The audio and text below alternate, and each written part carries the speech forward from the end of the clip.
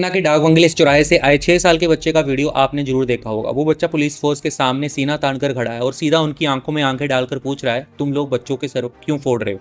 तुम्हें ऐसा करने का ऑर्डर किसने दिया? भाई मानना पड़ेगा, 6 साल की उम्र में इतनी हिम्मत और ऐसा हौसला देखना अपने आप में हैरान करने वाला है। वो बच्चा अपनी जगह पर खड़े होकर सिस्टम से एक बहुत ही सही और वाजिब सवाल पूछ रहा है। लेकिन आज सबसे बड़ा सवाल इस देश के सिस्टम और सरकार पर खड़ा होता है, आखिर ऐसी नौबत आ ही क्यों रही है? युवाओं और छात्रों के शांतिपूर्ण प्रदर्शन पर इस कदर लाठीचार्ज क्यों किया जा रहा है? सड़कों पर बच्चे के सर क्यों फूट रहे हैं? और एक लोकतांत्रिक देश में क्या रोजगार मांगना इतना बड़ा गुनाह हो गया है कि पुलिस को बल प्रयोग करना पड़ रहा है?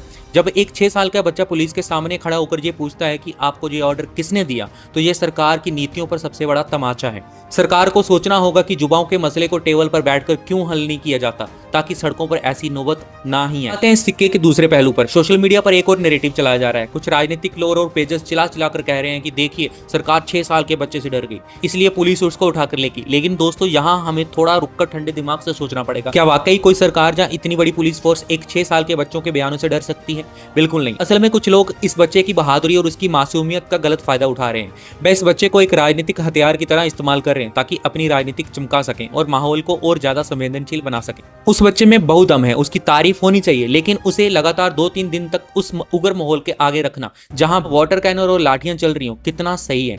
जो लोग सोशल मीडिया पर उसकी इस बात पर तालियां बजाकर उसे आगे धकेल रहे हैं, वो अपनी राजनीतिक रोटियां तो सेक ही रहे हैं, लेकिन क्या वो इस बच्चे की सुरक्षा की जिम्मेदारी लेंगे?